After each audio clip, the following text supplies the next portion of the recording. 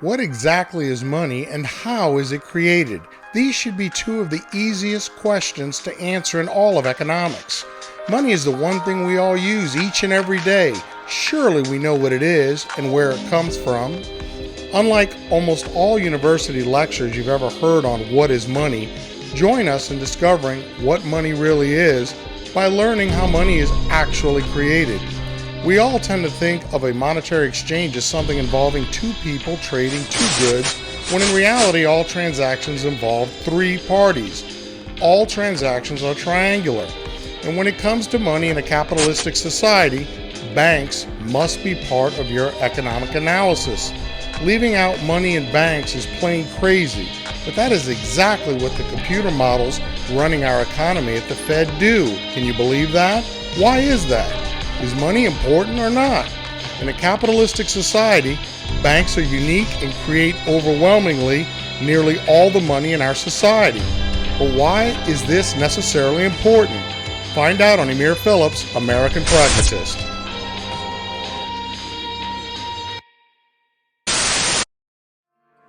Ignoring all of the remedies, believing all of the rumors,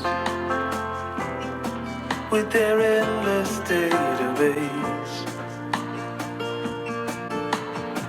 I wanna sit with my enemies and say we should have done this sooner,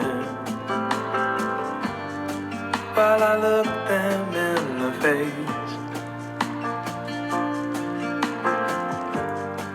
Maybe that will crack the case.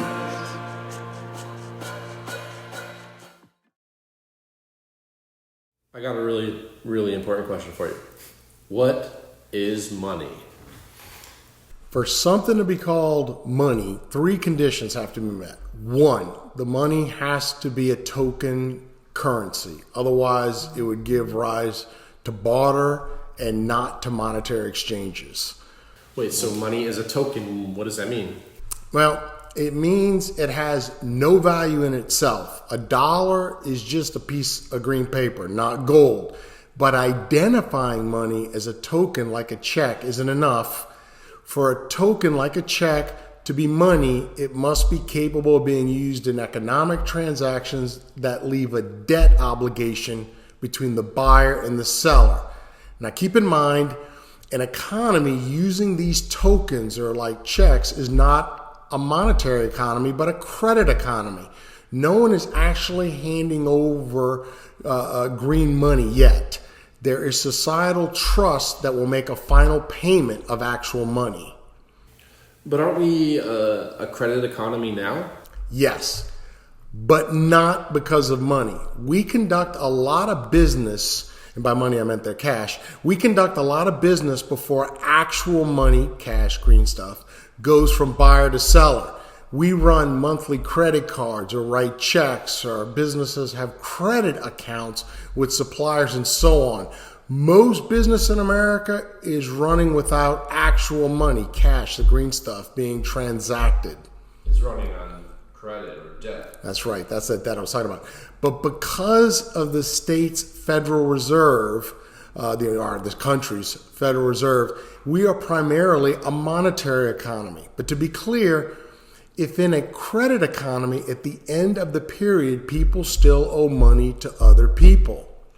Debt is owed until you pay off your credit card. Right. That's exactly right. So a final payment is needed, which means that no money has been used yet with the credit.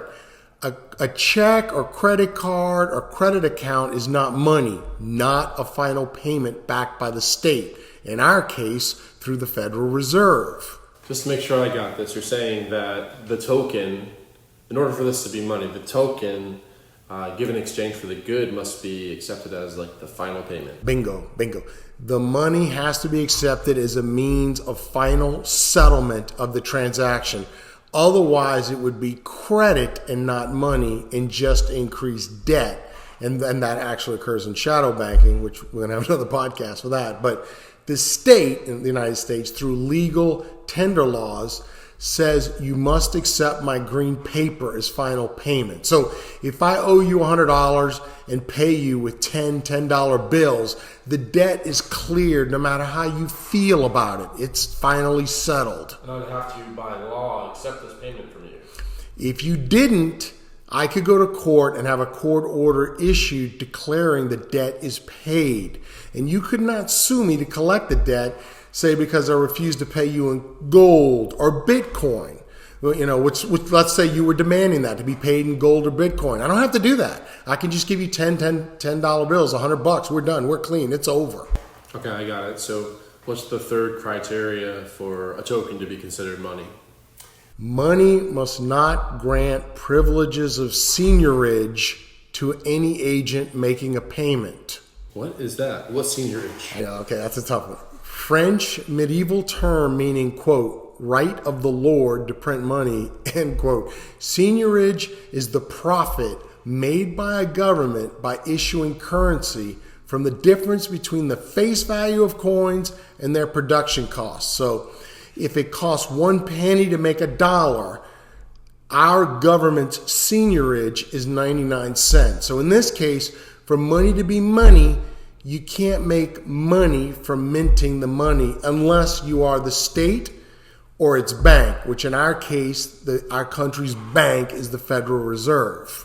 This doesn't seem fair. Like the state can just print money to make a payment whenever they want to, and they can make these legal tender laws, which means that we have to accept the green payment or the paper or whatever it is as money, and they can keep printing as much as they want to whenever they like.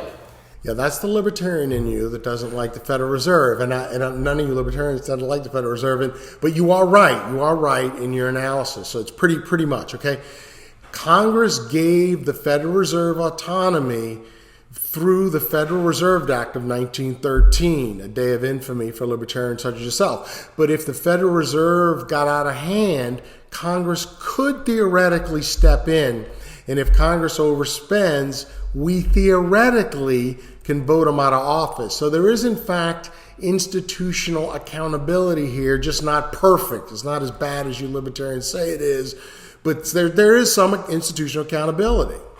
So how do you meet these three conditions to attain money status? Okay. The only way to really satisfy those three conditions we've been discussing is to have payments made by means of promises of a third agent. The typical third agent being nowadays a bank, a commercial bank. There is no money without this third-party system of banks, which obviously is critical in capitalism. Okay, I guess that's why banks are so critical in a capitalistic society. Yeah. I mean, it's absolutely, you need them. So Alexander Hamilton was the man, as a big part of money creation. Huge. Yeah. Yes, and I'm a huge fan of Alexander Hamilton, by the way, and you're dead on the money on that. That's absolutely correct. So, yeah, Jamie, what you just hit on is the heart of a capitalistic society. Money is fundamentally the promise of a bank to its customer, and a monetary payment is the transfer of that promise from one customer to another. For example, when you pay with a check, you satisfy the person you write the check to by the promise of the bank to pay the amount due. I understand. Okay.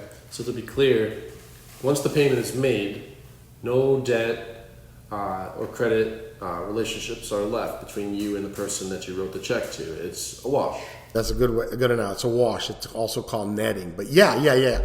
The person you gave the check to is a creditor of the bank, while you are a debtor of your bank. The money in your account will be debited when the check clears, taken out of your bank account.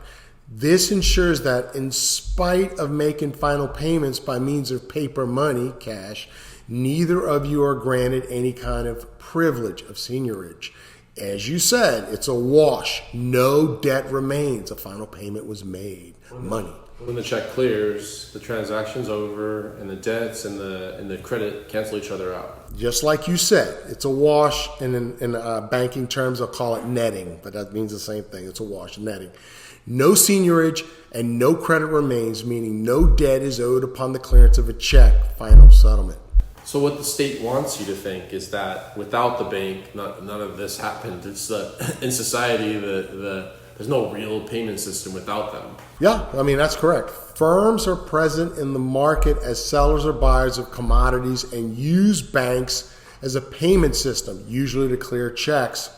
Banks, on the other hand, create means of payment, means of final payment, money, and act as clearinghouses, washing, netting, we refer to, among firms. They net, they wash. So where does most of the money in our society come from? Well, despite what a lot of people think, it's not the Federal Reserve. The majority of money, statistically about 97% in the modern economy, is created by commercial banks making loans. I thought that the money that I put into my savings account would be used by the government or the state or whatever. Yeah, people think if what the money they use in the savings account is used to lend it to other people, and that's incorrect. It's wrong. It doesn't. One common misconception is that banks act simply as intermediaries, lending out the deposits, as you said, money in the account, that savers place with them. This views deposits as created by savings, after which banks then lend out those existing deposits to borrowers. So, for example, to finance investments or purchase houses. But this view is entirely incorrect, false, and 100% wrong. Okay, then, so what's the truth then about the origin of money? In reality, when households save more in their bank accounts, those deposits come at the expense of deposits that would have otherwise gone to companies in payment for goods and services. So at the end of the day, bank savings, they don't by themselves increase the deposits or the funds available for the bank to lend. No. Yeah. So viewing banks simply as intermediaries ignores the fact that in reality, commercial banks are the creators of deposit money. Okay, so if the money doesn't come from our savings account, where do they come from? Loans. What? How? Okay, let's take a step back. In the modern economy, most money takes the form of bank deposits. But how those bank deposits are created is often misunderstood. The principal way they're created is through commercial banks making loans. So if I take out a mortgage, money is created? Yes. Whenever a bank makes a loan, it simultaneously creates a matching deposit in the borrower's bank account, thereby creating new money. This seems contrary to what I was taught about money in college. Why is that? Okay, that's everyone's taught almost erroneously about this in college on this issue. The reality of how money is created today differs from the description found in most economic textbooks, and it's more like all of them. Rather than banks receiving deposits when households save and then lending them out, bank lending creates deposits. I thought the Federal Reserve controlled the money supply. Generally, no. In normal times, the central bank does not fix the amount of money in circulation, nor is central bank money, quote, multiplied up into more loans and deposits. So banks just create money out of thin air? Well, although commercial banks create money through lending, they cannot do so freely without limit, out of thin air, as you say. Banks are limited in how much they can lend if they're to remain profitable in a competitive banking system. Bank regulations, specifically, they also limit money creation by banks, but not always, as the great financial crisis showed us. Yeah, because when that happened, the bank lended out too much money and it got out of hand. Yeah, or in the Great Depression when they lent out too little money. Generally too little bank lending in deflationary times like the Great Depression, and too much bank lending in the Great Financial Crisis. Other than bank lending, what else significantly affects the money supply? What people do with the lent money matters. Do they save it and take it out of circulation, or do they spend it and augment the money supply? So households and small businesses that receive the money created by the new lending, they may take actions and affect the amount of money in society as a whole. Yeah, for sure. They could quickly, quote, destroy money by using it to repay their existing debt, for example. Paying off student loans, for example, destroys money. How can it destroy? What does that mean? I don't understand. Okay. Remember, final payments are a wash, a netting. You kept saying wash before. A clearing of debt. A debt and a credit negating one another. Money, modern money, is really just accounting. But to be more specific, just as taking out a new loan creates money, the repayment of bank loans destroys money. New money will be created when another bank loan is issued, which happens 24/7, round the clock. Can you give me an example of all this? Okay. Suppose you buy goods in the supermarket throughout the month by using a credit card. Each purchase increases the loan on the credit card and simultaneously the deposits in the supermarket's bank account. If you were to pay off your credit card bill full at the end of the month, your bank would reduce the amount of deposits in your account by the amount of the credit card bill, thus destroying all of the newly created money from the credit card loan issued from your credit card when you used it. When you used it, a loan to you was issued, and at that moment, money was created as new created money, and when it went to the bank account of the supermarket. You destroyed this money or loan when you paid the credit card off at the end of the month. Remember, the money was your bank deposit, which vanished when you paid off the credit card bill. Less deposits means less money because it's been washed or destroyed or netted. You have the goods you bought, but not the loan, the money from the credit card company, which has been destroyed, washed, gone for good. It seems like money's either covering a debt from the past or it's a future thing that you're about to buy. So it represents a transaction or something like that. How critical is this money destruction to a society's finances? Huge.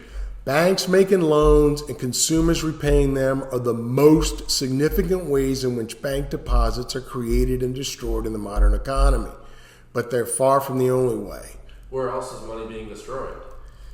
Well, you got deposit creation and destruction will also occur anytime the banking sector, including the central bank, buys or sells existing assets from or to customers, or more often from companies or the government. This whole time I thought banks used fractional reserve banking to make money. Taking deposits and lending out a percentage of these deposits from people's savings. That's your college school economic textbooks talking, and that is what you're taught. No.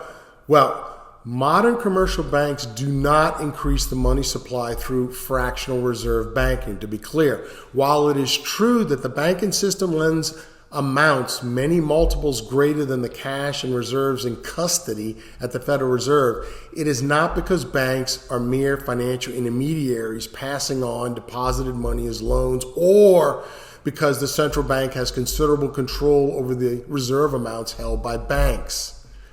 From what you're saying, banks are like a big part of what keeps the capitalistic society going.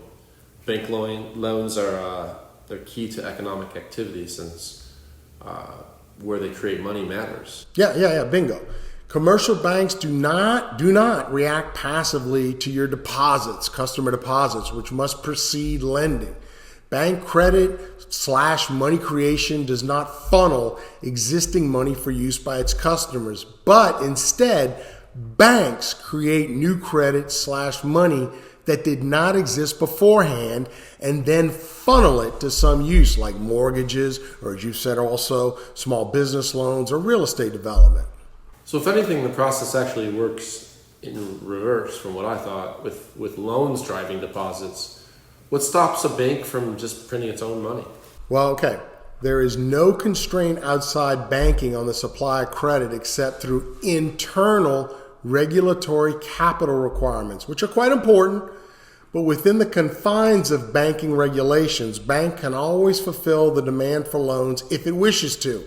Banks can print a lot of money, and we saw that in the great financial crisis. But when you say banks printing money, what you really mean is banks issuing a lot of loans. Very good. Absolutely correct. Today, the vast majority of money is created by banks upon issuance of loans.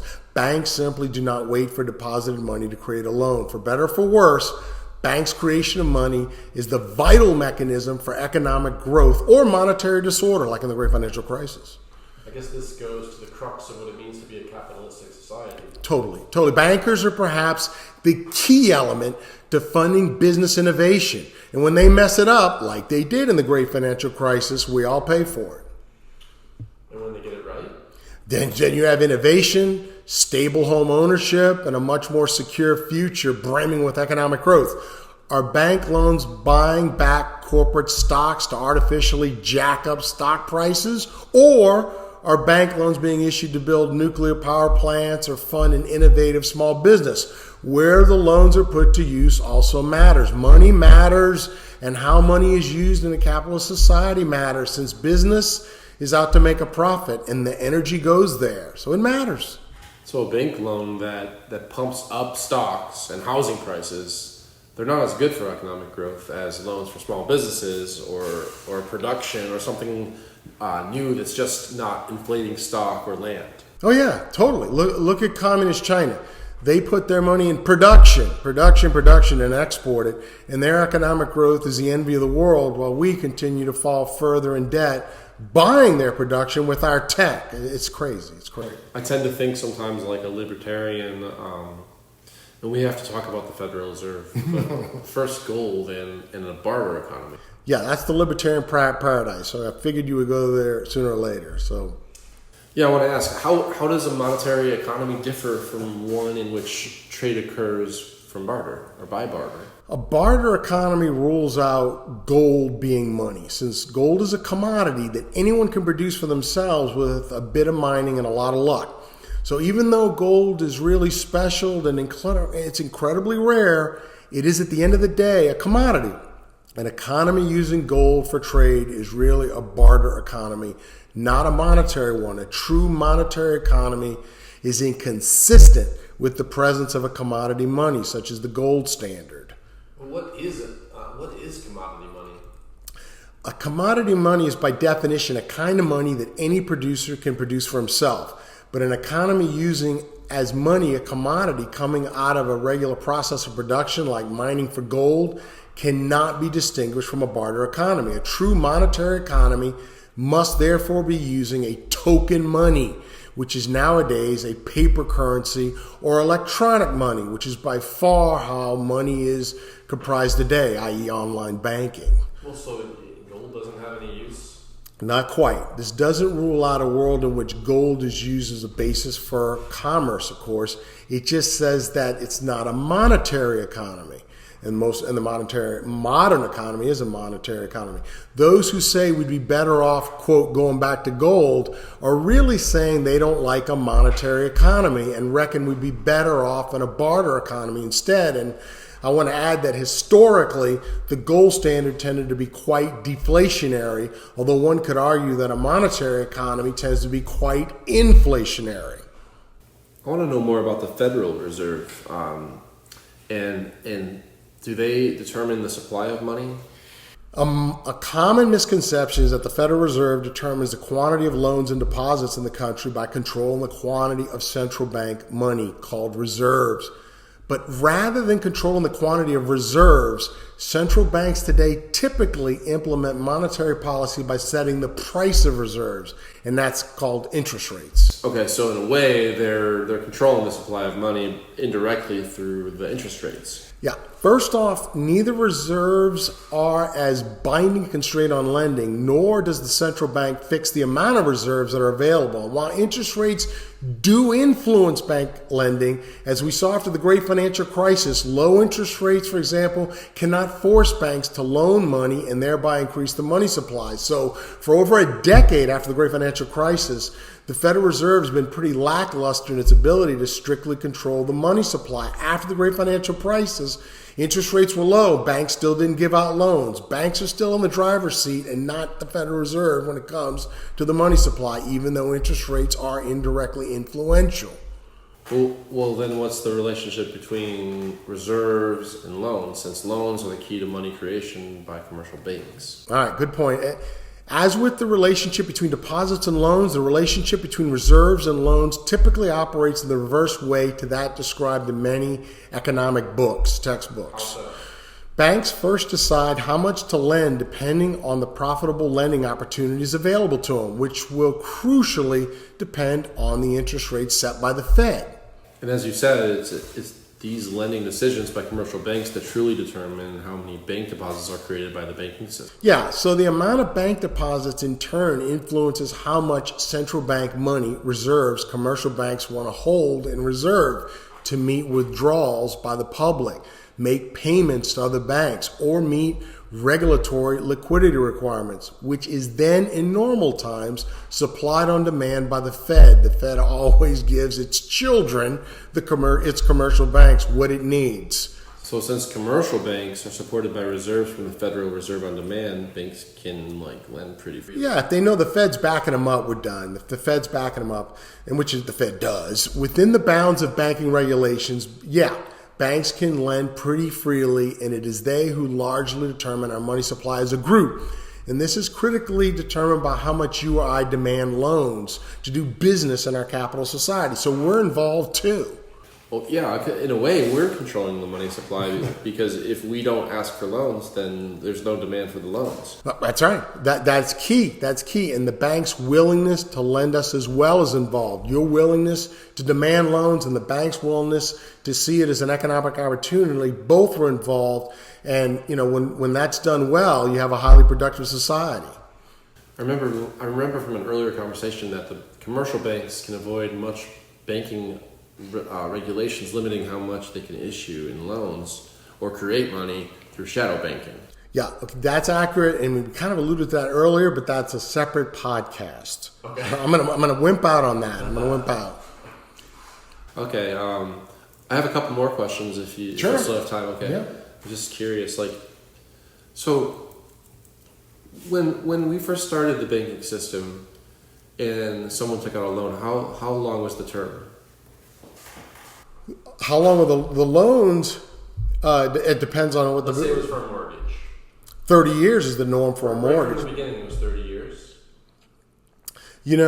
I think because the lifespan of the Americans has changed in the dynamics. I mean, people didn't do mortgages until the last, 50, 60 years or so. Oh, wow. Come on, a lot of homes were built out of log cabins at the beginning of the country. And remember, we were on the gold standard till Nixon took us off in 1971. So things were a little different back in those times. Of course. So money was backed by gold. Yes. And then Nixon said, we're not going to do that anymore. We're just going to make money back on nothing.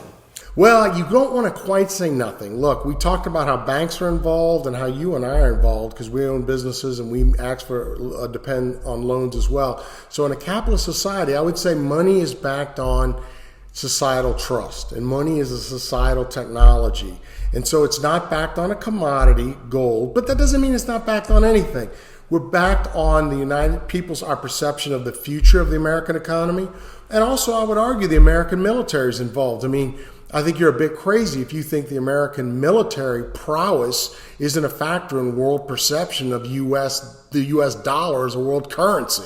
If we lost some major military battles, I guarantee you the value of the dollar as a world currency would plummet. It was certainly the case with England when they had the great empire. The pound correlated pretty well with naval victories and losses, and that's why England always had a massive stake in having the number one navy in the world that generally tended to never lose a battle. I remember President Bush being accused of devaluing the U.S. dollar. And when that does happen, how is that done and what does that do? The Federal Reserve sometimes can, if you raise interest rates, it raises the value of the dollar. It makes the dollar more envied around the world because if I raise interest rates from 5 to 10%, everyone's going to want to put their money in an American bank to get that 10% interest.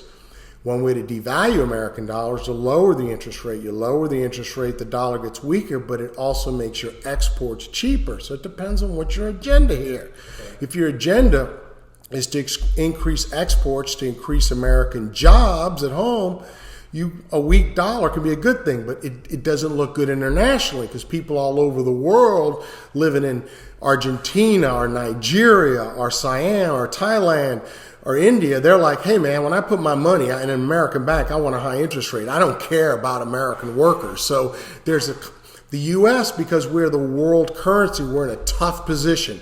A strong dollar makes the world love us because they get a higher interest rates, the rich all around the world.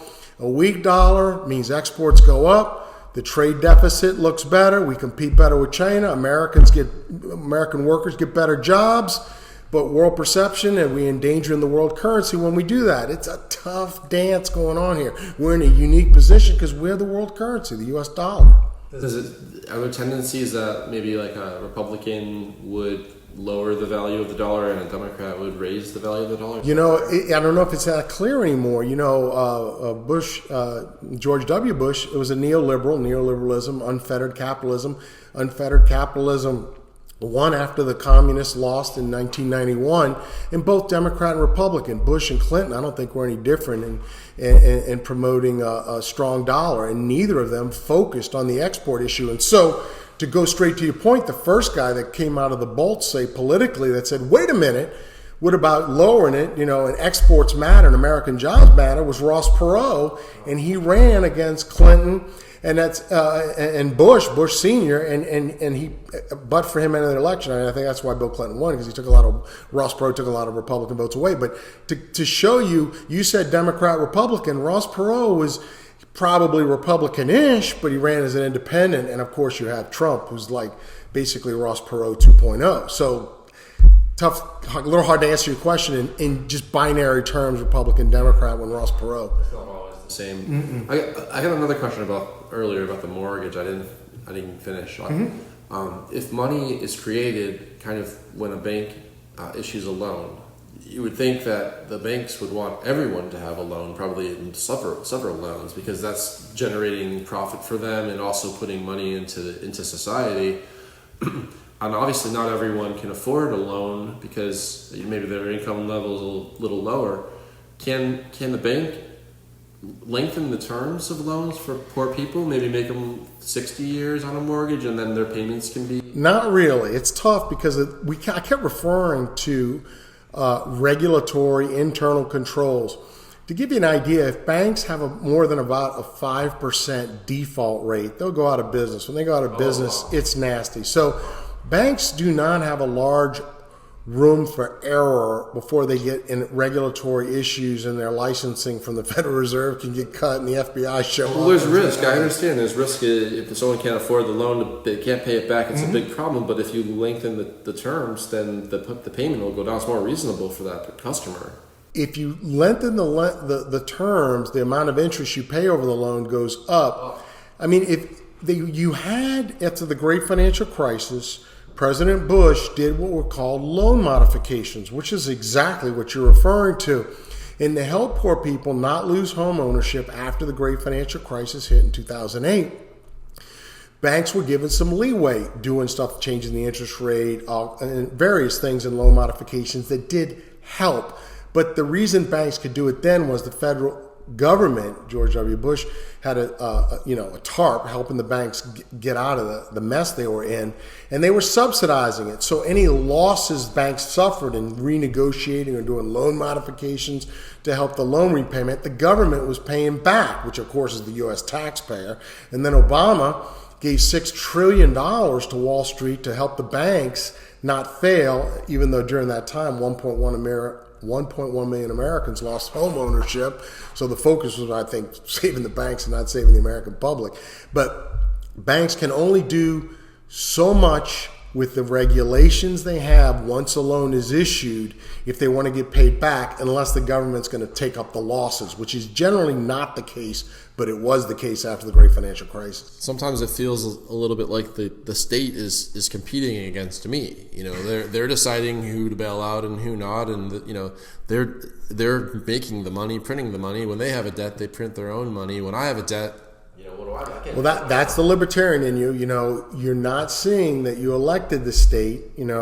And you see the Federal Reserve. Libertarians don't like the Federal Reserve, and there is some truth to what you're saying. I'm not going to argue that, but keep in mind, Jamie, at the end of the day, every 4 years you can pick a new president, and the president is critical in nominating a new head of the Federal Reserve. Unless the person that you didn't vote for wins, then I can't say I picked them. No, that's true. Then you suffer. You suffer a lot. There's been a lot of suffering after the great financial crisis. So yeah. With the interest rates, why can't the government customize the rate for different needs? That's banks' jobs. They leave it up to the private sector. Now, you're a big pro-market guy.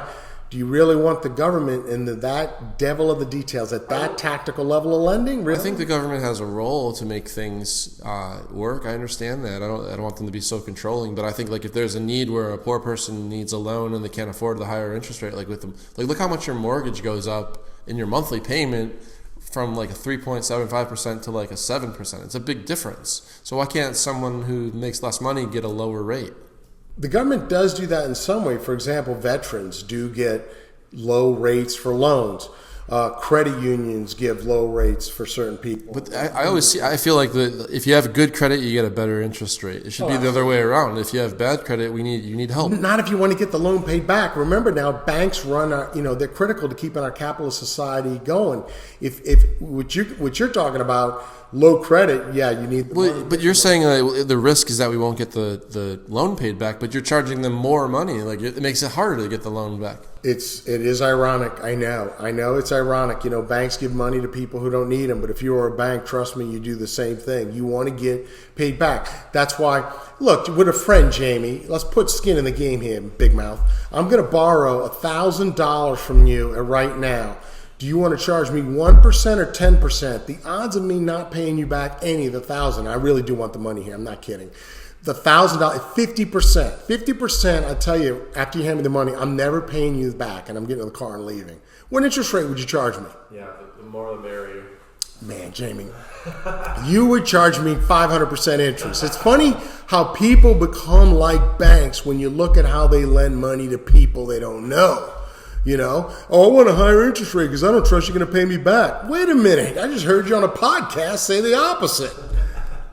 Well, that goes to my point earlier that maybe the bank should be nationalized and then there shouldn't be an interest rate because it should be free money because the government wants to invest into small businesses, right, to do more exporting. This conversation happened after the great financial crisis, and who was the politician who basically said what you just said?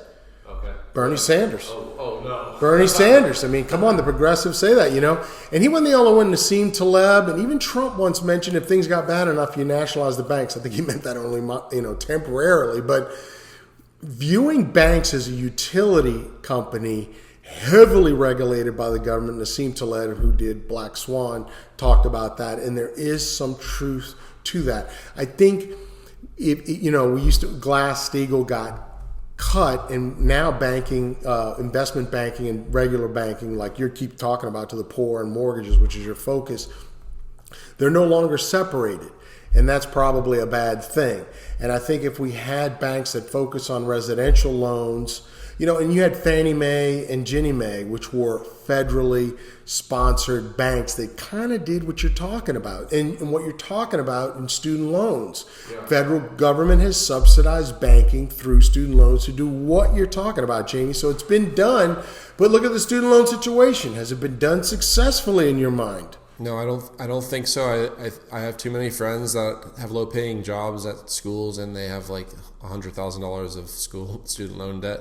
And at the same time, I don't think wiping out debt from student loans is a good idea either, because some of those are companies that are trying to make a profit too. We just wipe that away. It doesn't seem fair. But I feel like there's something in the middle. There's a balance there. Well, I would like to ask, all your friends, people who have a lot of student loan debt, what was your degree? Did you know how much your degree gave? I mean, I think students should be entitled to know when they go to school, what is that from this university or college? If I agree in this, what do the studies or statistics show in the next 1, 2, 3, 4, 5 years? Right. What's the average income? So I know what to do. They can know if they're making a good investment. Yeah, come on. Let's be fair about this. Some transparency for guys. I just feel like overall in this country, I see a lot of times, like especially during campaign season, that business owners get villainized. Like they're not the heroes of America creating jobs. They're actually greedy and selfish. I see it the other way around, because the average business owner that I come across isn't a one percenter. I mean, they're small businesses, and it feels like the government should want them to have a lot of good cash flow because they're creating jobs and they're innovating and maybe even exporting. But this during the COVID thing, I got the SBA I forgot what it's called exactly. Yeah, well, I got the other one, which is a longer term loan at 2%, I think. And it's been such a blessing to my business to have cash flow and it frees me up, not only emotionally, allows me to be creative, but I'm using the money wisely, and there's rules and everything.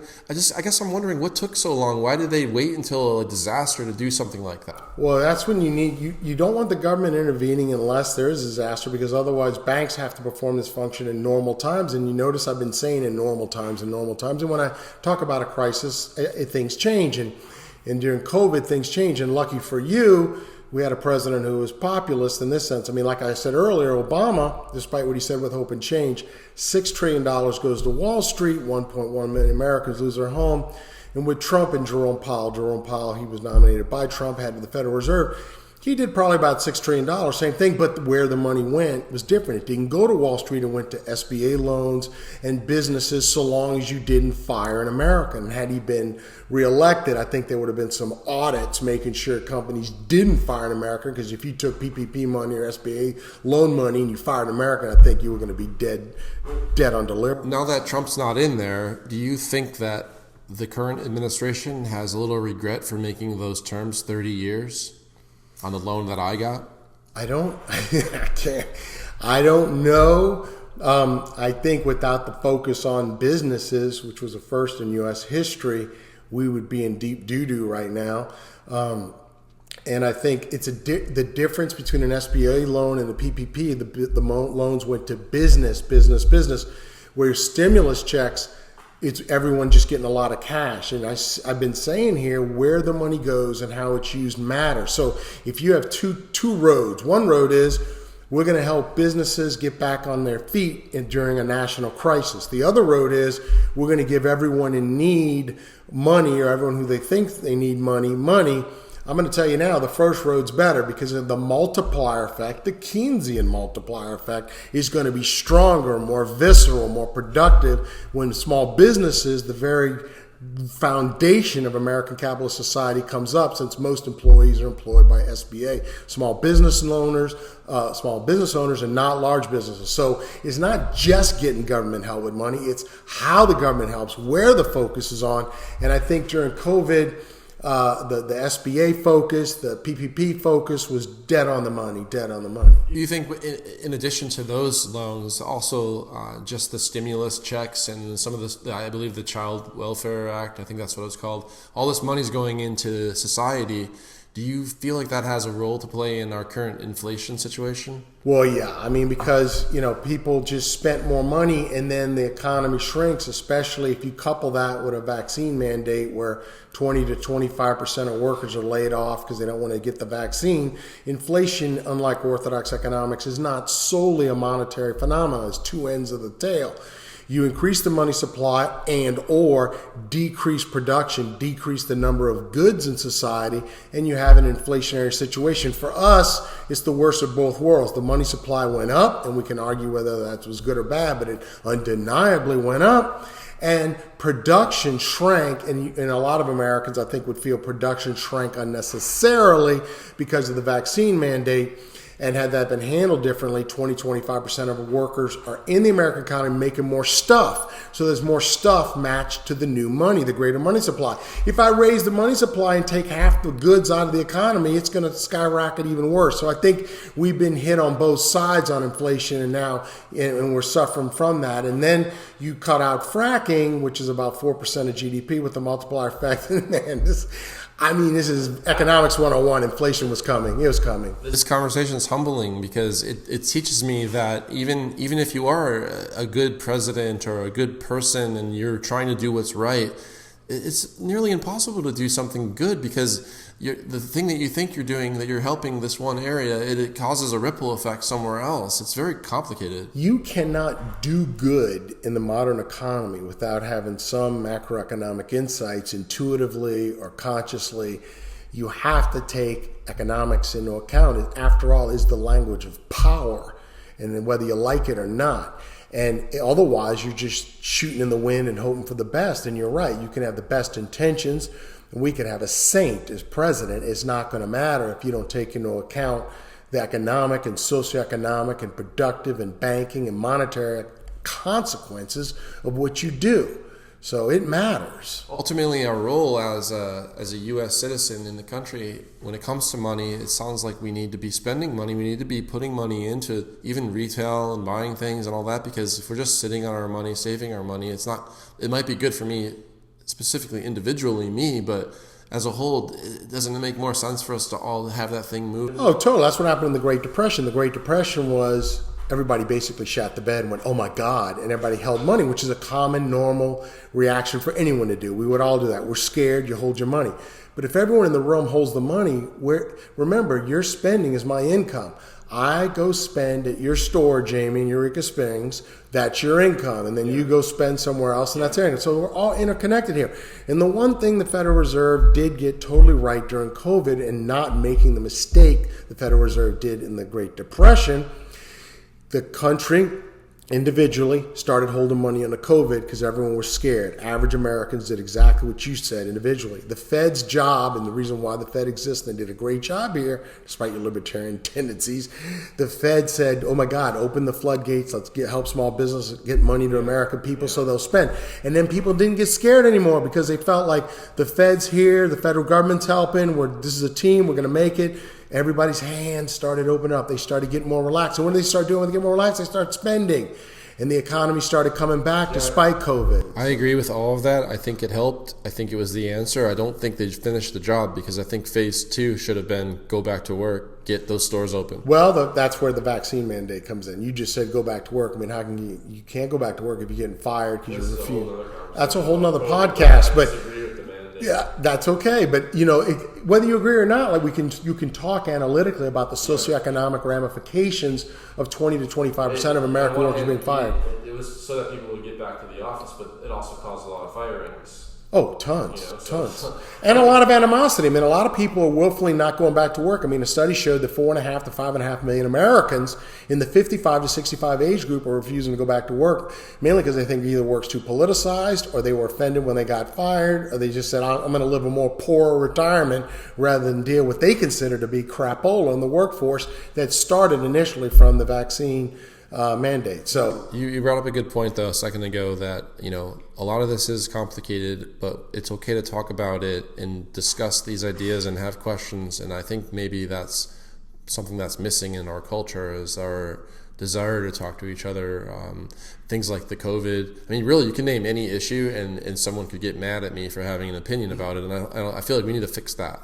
I mean, Jamie, if you can't talk about socioeconomic issues analytically, we're done. Well, then we're done.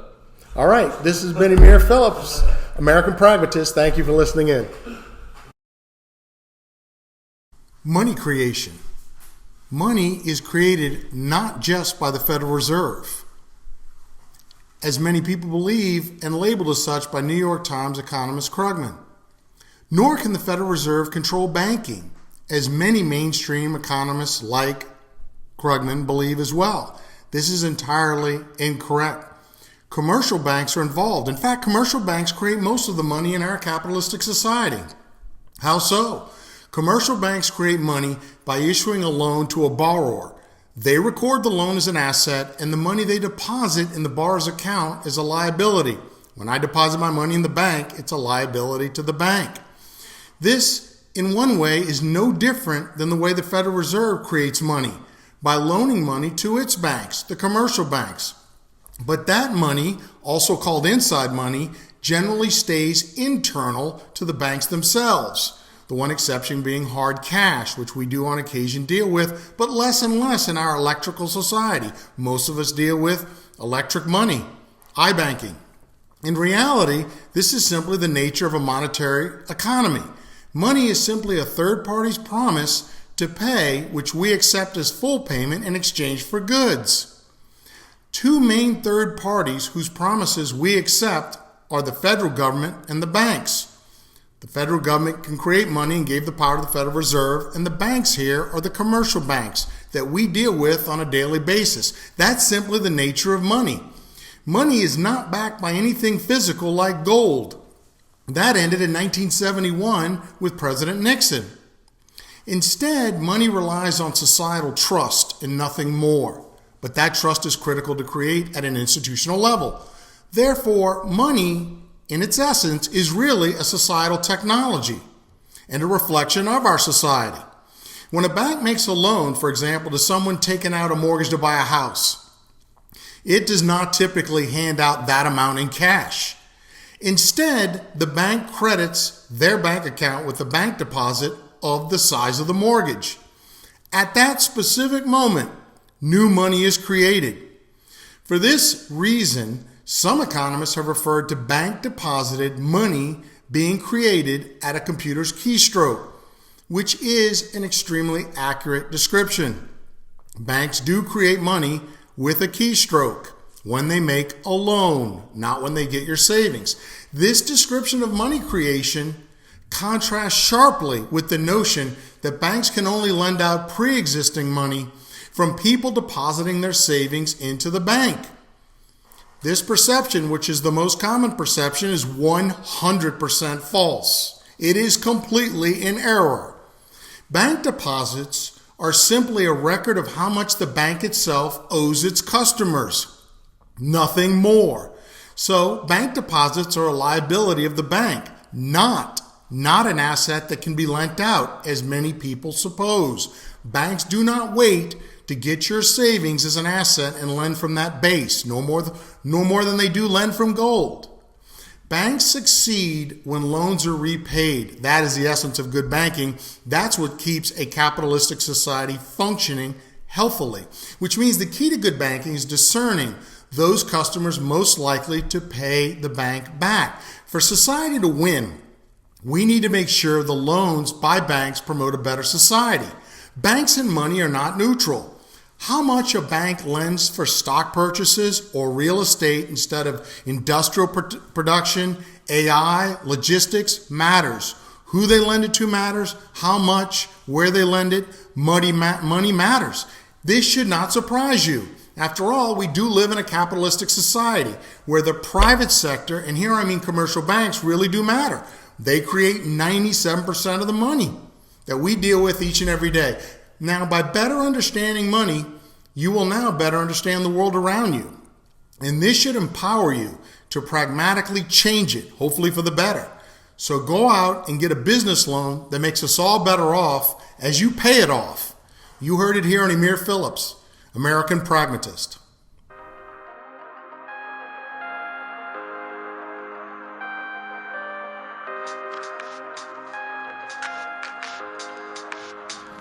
This has been Amir Phillips, American Pragmatist. If you like the show, please hit like or subscribe.